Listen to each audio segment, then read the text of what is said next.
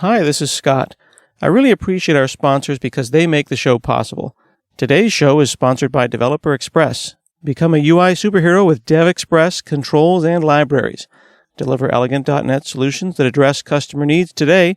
By leveraging your existing knowledge, you can build next-generation touch-enabled solutions for tomorrow.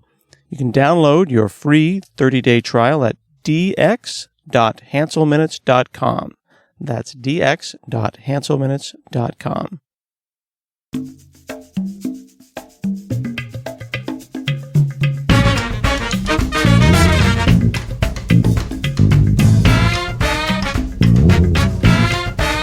Hi, this is Scott Hanselman. This is another episode of Hansel Minutes.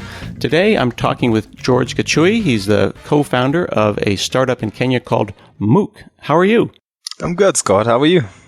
Yeah, good to see you again. We were hanging out a couple weeks ago, and now I'm back. I'm back here, and I'm jet lagged.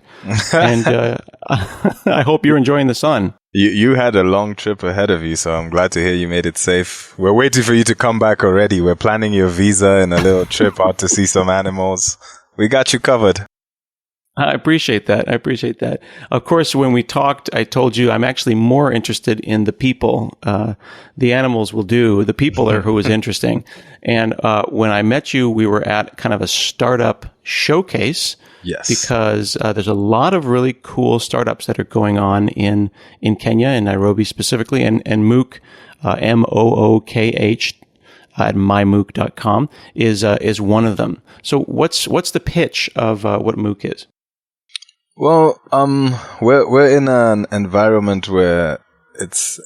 I mean, for a long time, people have referred to Africa as the developing world, and so we're at a point now where there's so much that is being developed in this developing world that is innovative, that is different, and that is made to accelerate the kind of growth that we have to what we see. So with the incoming of the internet and all that, we have been able to see so much more. And so even as we build and as we grow, our eye is on that. So Mookh is a payment processing platform, and we focus on online payments, and our key customer is small to medium enterprises who are looking to start their online trade. So not a lot of the enterprises that are already making big bucks online, who are all the new small-scale businesses that are starting up that need to get online and need to start commercializing their businesses.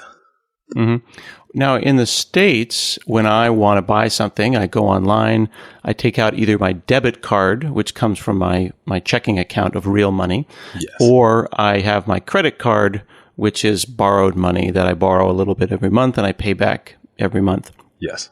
Why can't I just do that? Because you need to realize that we come from an environment where until, I'll say maybe 10 years, almost, if I was to give it a lot, 15 years, a large percentage of the population was completely unbanked. These are people who operated, and until today, some still operate no bank account at all, which means that obviously they have no cards to associate, and which means that even how they interact is either within the reach of somebody I can get to and pay cash, or nothing. And so we are working in an environment where when you talk about online payments, you're starting from the point where the customer or the end user is not holding onto a card. And so it's how do they get their physical cash into your online platform? So the physical cash, of course, is not possible, and you're running around with different this currency that you can't do anything with. You don't have a card or a bank. Where do you keep your money? You keep it like my dad would keep it in a jar. Mm-hmm. That's not scalable. You can't have my small business keeping my money in a pile somewhere. So where does the money live? Believe it or not, until the 15 years ago, there was a lot of people keeping that money in the jar or under their mattresses or somewhere. And then as mobile phones came in and as technology started to come in, one of the craziest, we'll call it crazy, one of the craziest things that happened on this side, especially here in Kenya, was the mobile networks were bent on making sure every single person in the country, we have a population of about 40 million people, They were bent on making sure every single person has a mobile phone. And as they were doing that, the subsequent questions that came about is, what else can we give these people that they haven't had before by giving them a mobile phone? And one of those solutions was this thing called M-Pesa. Pesa is money in Kiswahili. So M is mobile pesa.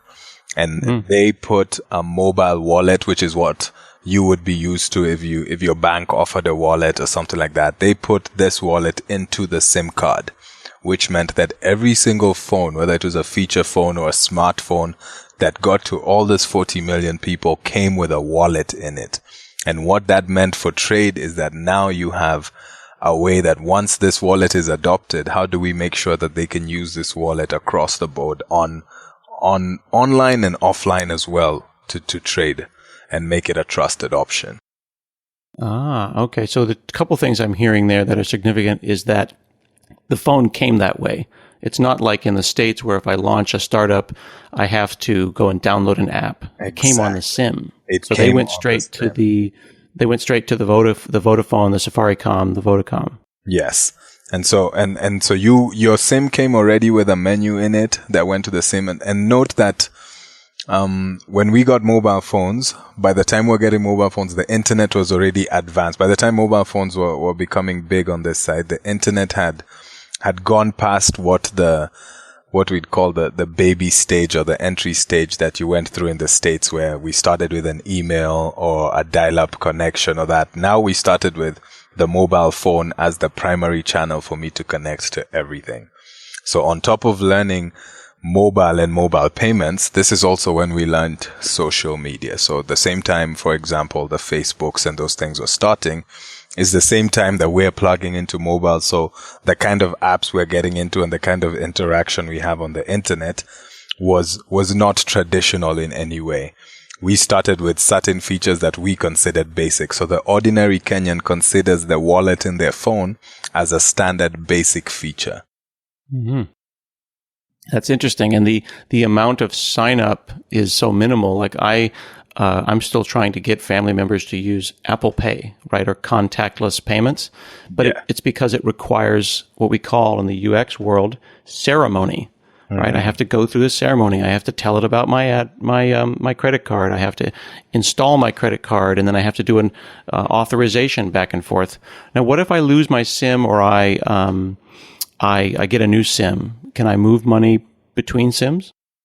So because this is a SIM-built application, it means that it's already attached to your phone. If your SIM is off, if your phone is off and you lose it and you replace your SIM, it comes back with the exact same state it was before, the same contacts, same amount of money. And the most interesting thing to note about this M-Pesa is that there's all these agents and there's all this virtual modes to put in and take out the money. But what people actually trade is it's the next level of virtual money, because all I get is a text message on my phone that says, Scott has sent me 2,000 Kenya shillings. And for me, it's the complete trust in the fact that from this text message, if I went somewhere and went into my SIM application and went, for example, to an ATM machine, because then these things are plugged into several, or if I went online and I needed to do a transaction, if I hit send out of my text message, it will guarantee a payment. And that trust is what it has taken several years to build, but then that becomes the transformative part of business, because then people trust doing business on a text message. They trust that if I'm buying a product and I send you this and I get the text message confirmation, then it's as good as a done deal.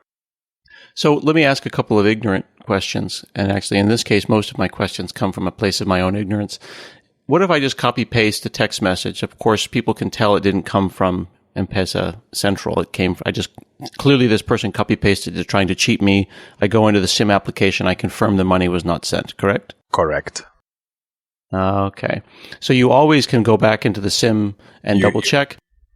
You always have access to the SIM, and the SIM is able to give you balances. It's able to give you, so the same way you'd operate a bank and a mobile banking system, all those features are available in this little SIM application.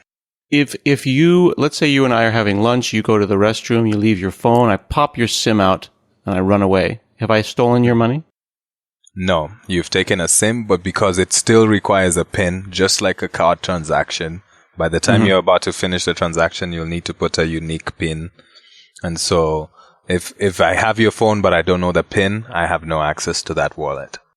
And then you can recover this money somehow. Exactly. This has been really interesting because as an iPhone user, I've had an iPhone for many years.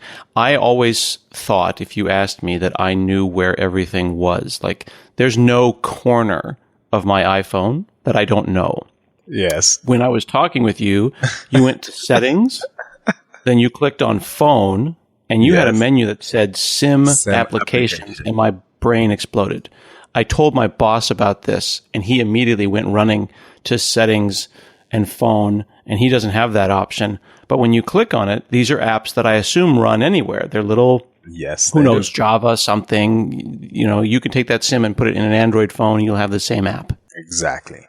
And the benefit of it is that if I left Nairobi today and I was roaming to South Africa, or I came out to the States tomorrow, and I have my SIM card on roaming, I have the exact same access to the wallet as I do if I was at home. That's powerful. And this is where I think things get interesting from a social change perspective. Is this an augmentation of banking, or is this a reinvention of banking? Like, you're telling me that a business could even not have a bank account if they chose to.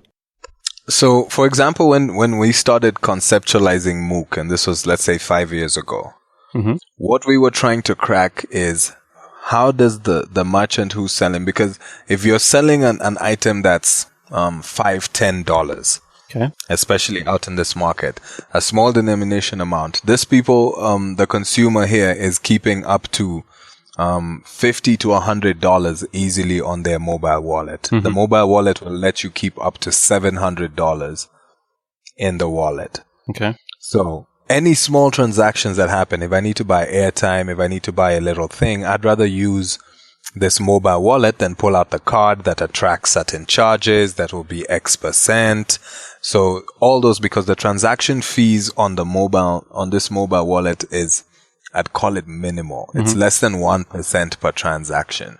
Okay. So it's a lot of the micro fees. So a lot of the consumers would rather use this to pay than anything else. And so when we were going online, we could have plugged into a Visa, for example, as our entry point for mobile payments and just kept going. Or we could have plugged into a Stripe, for example, or something like that. So there are solutions out there that rely on the banking system.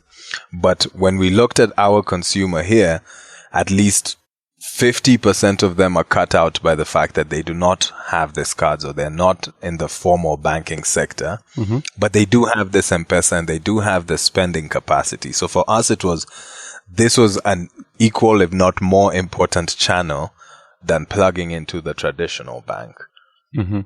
And even today, if you look at our transaction volumes, at least 85% of that is coming from mobile versus traditional banking methods. No, it's so interesting that while over here on this hemisphere, in Europe, you hear all this talk of Bitcoin, but from a user experience perspective, it's not user friendly. It's like, I joke a little bit, it's like the Linux desktop. Everyone keeps saying that this is the year that the Linux desktop is going to happen, right? They've been telling me that for 20 years. Yes. Bitcoin is never going to be successful for the average, Joe and Jane Kamau if it still involves giant globally unique identifiers and 2 gigabyte wallets. M-Pesa it works because its user experience is so simple and so clean. I don't see how Bitcoin, maybe it gets all of the news articles, but it seems like mobile wallets could be the future of banking and the future of money. And the thing is, we're now operating in a place where, because of how close we've become to our mobile phone, when you think about the Bitcoin, you think of something new, something different. When our users think about their mobile wallets, because of how they have their mobile phone in their hand every single minute of the day almost, it doesn't feel like you're introducing something new to them. It feels like this wallet is already a part of me if it's on my phone. And so you're not telling them about a new way to do business. You're telling them the thing that you already have is your guaranteed payment system. And that trust has taken such a long time to build that now you'll find people who would rather use that mobile payment system than use cash. And when you think about the business of online, where especially here in Africa, a lot of the online transactions relied on cash on delivery, which has its own drawbacks. For people to now trust another payment model more than they trust cash means that they're more willing to send you this mobile payment even before they get the item because they have a reference of it. If you do a wrong transaction or if you send money to the wrong person, there's a way to report it and have it reversed. So there's a system which the consumer has grown with, and this has completely changed the landscape of how they use the service. Right. So the model, the user experience model, is cash. Like if we have a question about how this should work, how would cash do it? Exactly. And let's do that. Exactly. Yeah. There's a great article in businessinsider.com that talks about forget banks if Bitcoin is going to change the world, and this is the real competition, and it talks about M-Pesa. And one of the charts says the regions in the world that are least in need of Bitcoin have the largest share of Bitcoin accepting businesses. It's flipped on its head. Europe and North America don't need Bitcoin. South Asia, South America, India, Africa need a new kind of currency. Yeah. So rather than letting the Western world come up with this, they did it themselves. You did it yourself. Yeah. And the good thing is to see, and I mean, it's a good thing, and it's also the current challenge, and it's the thing to crack now. It's that within the African landscape, unlike in the States where between one state and the next state, the mechanics would be the same. The banking system is the same. The currency is the same, and all these other factors. When you look at Africa, you have all these countries where between me and Uganda, which is just a couple kilometers across, it's a different currency. It's a different mobile network. It's a different system of banking. And so what you're seeing now is in all the big African countries, you're having little M-Pesas kind of mushrooming and becoming the mode of payment. So you're finding other countries starting to accept this mobile way of payment or this mobile way of moving money. And now the thing is becoming, how do we start to unify? Because if you look at the numbers of a combined African market as opposed to the individual little markets, if we're able to get one mobile wallet across that everybody uses, the same way that everybody uses Visa or Master or one of these other cards, then you have almost 1 billion people who will be transacting at less than 1% on a currency that is completely virtual and that lives on their phones and that they trust because it understands where they've come from when you compare it to the banking system. So then, putting my brain in the brain of the audience who may be listening or maybe a fan of Bitcoin, and they might be yelling at their radios and their podcast apps right now, they may say, well, wait a second. The real problem then, the one thing that's going to hold M-Pesa back is that it's not open. It's owned by Vodafone. Correct. And has that been a problem as a user of this? I mean, building your platform on something that's owned by a company and not by the people. Here's the thing about it. Vodacom own the biggest version of it, right? They own the M-Pesa itself. But the way in which that system works is what other networks have also replicated and built. Okay. And when you think about it, what they built as a wallet, if you look at what the core functionality of M-Pesa is, the amount of things that have stemmed out of it. So for example, to be able to trade online, we use a short code kind of M-Pesa as opposed to a mobile phone number. And the operation that has developed the little short codes and that manages the transactions online away from the mobile SIM card is something that has been developed and innovated by another set of developers outside of Vodacom. So as much as the application lives on the SIM card, there is the opportunity for developers to take this concept and start to adapt it into something that works in different ways. So like what is being used online, what is being used at businesses as a till, for example, is all spin-offs of M-Pesa that just rely on the end user already having this money on their phone and needing to be able to pay. So what we're doing is innovating around this big idea. Imagine if you could innovate around the Bitcoin and create your own online version for the Bitcoin to be used in your system. It's the kind of environment we're playing in at the moment. Mm-hmm. So you're not finding that it being controlled by Safaricom or Vodafone or Vodacom being an issue. You're still able to call the APIs you need to call, move the money around, and it's working out okay. Exactly. And if anything, they're looking to us to be able to see what else can this little payment monster that we've built be able to do in other environments. So yes, we've gotten 40 million SIM cards already with this wallet. How can we make sure that they're transacting more? How can we make sure that as they grow, as they become more tech savvy, as they start to shop in different markets, how can we make sure that this platform can adapt?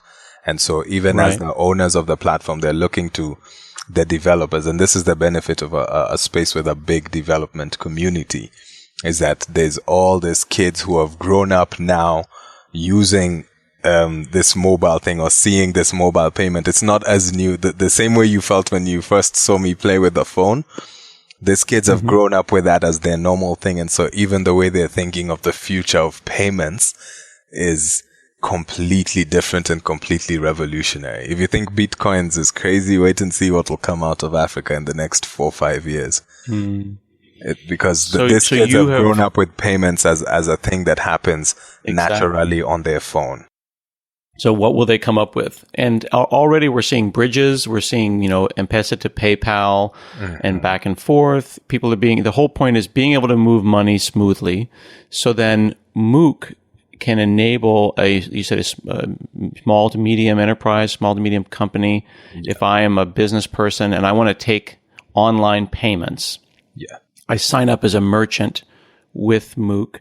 I can do tickets for like an event, I could have like a one-time event or a musical event. I could sell my books, my PDFs, my digital content. Correct. Or even take donations, right? Correct. All on your platform. So when I'm signing up, do I sign up for an account, and then how does the money get from my SIM into my web page? And then, I don't see how that attaches.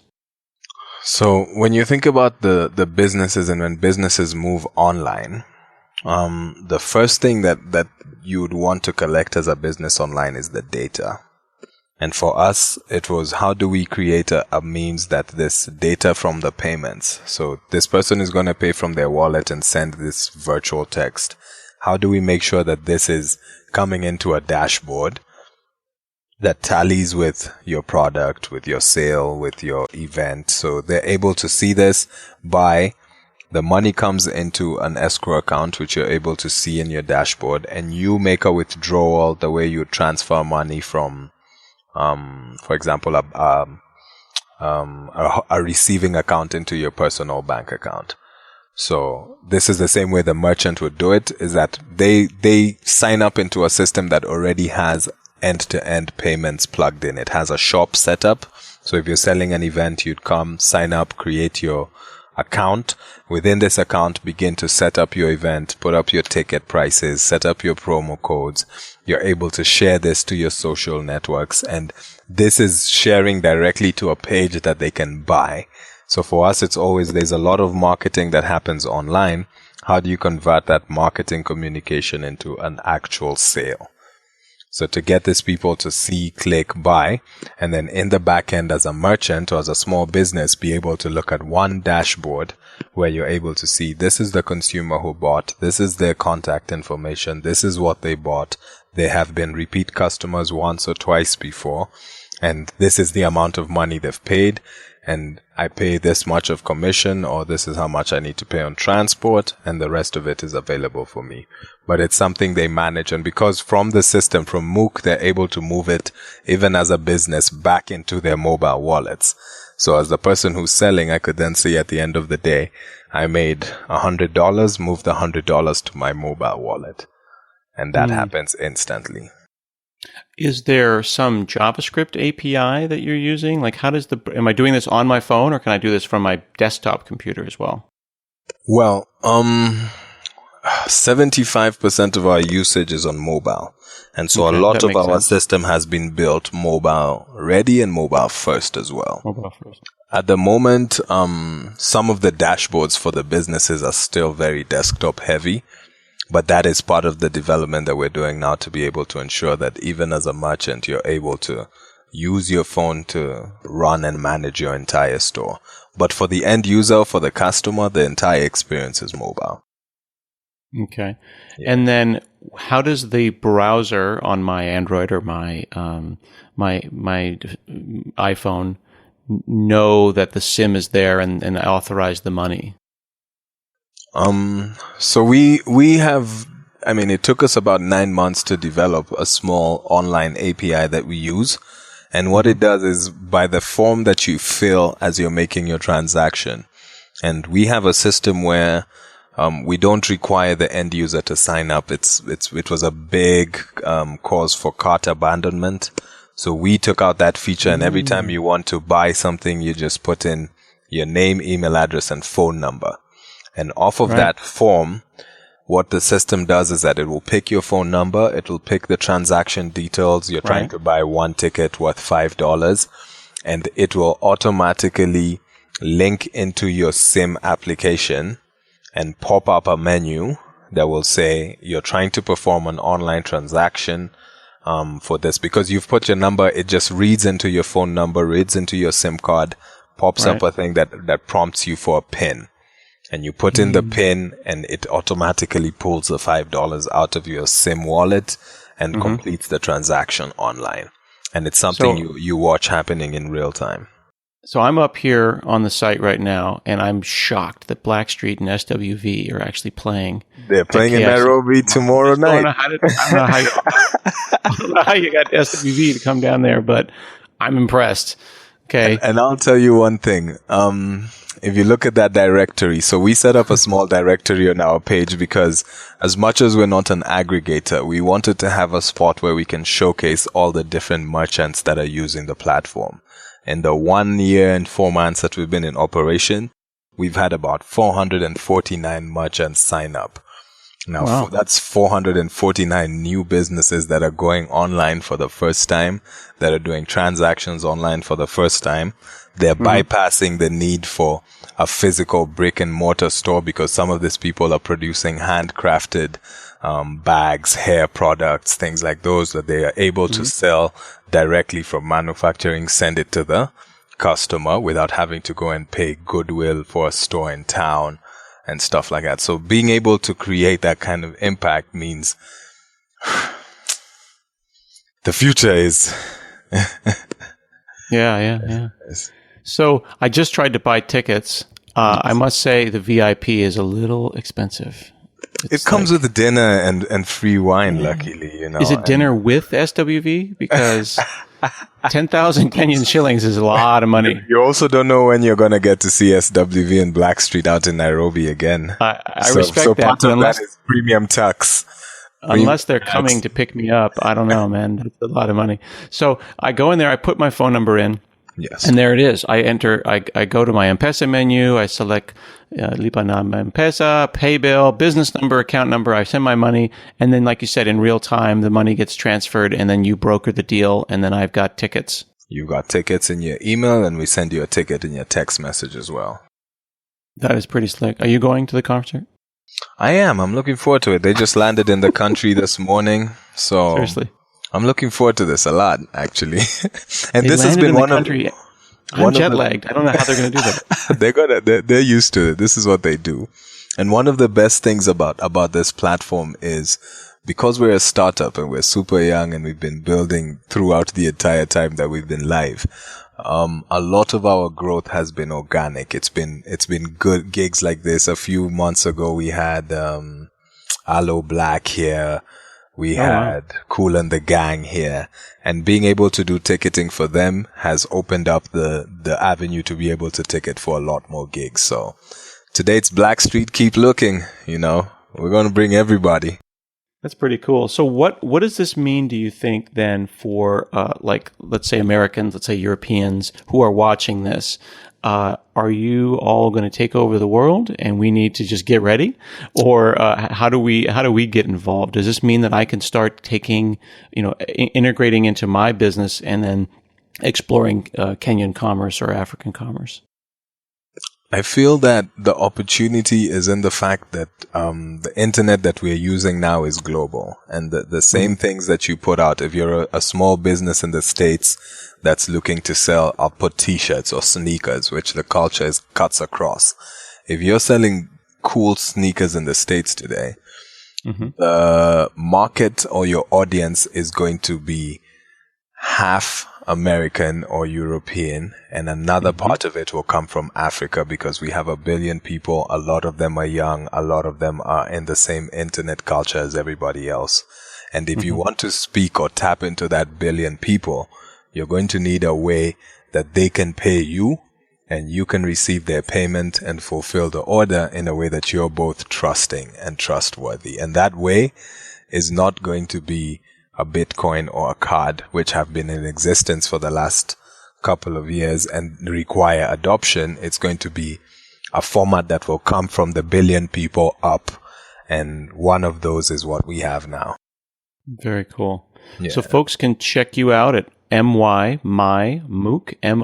Mookh.com, learn about the platform and what you're doing. Thanks so much for chatting with me today. George Kachui, co-founder of Mookh. Thank you, Scott. Looking forward to chatting a lot more in the year to come. Absolutely. This has been another episode of Hansel Minutes, and we'll see you again next week.